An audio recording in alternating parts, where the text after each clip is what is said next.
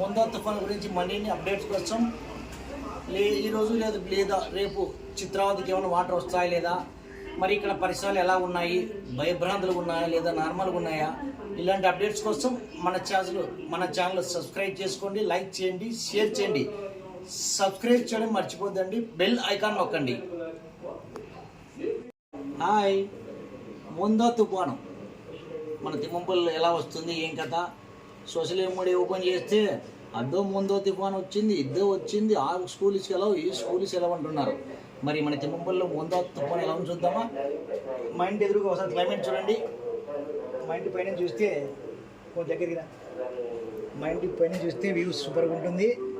చుట్టూ బిల్డింగులు, పచ్చదనము. మరి మా బస్ స్టాండ్ ఒకసారి చూడండి. మా బస్ స్టాండ్ సైడ్ అంతా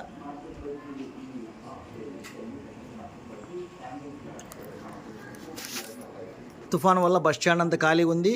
మా ఇంటి పై నుంచి బస్ స్టాండ్ అంతా, మా తిమ్మంపల్లి బస్ స్టాండ్ వ్యూ అంతా ఇలా ఉంటుంది. మా ఇంటి ఎదురుగా క్లైమేట్ సూపర్గా ఉంటుంది.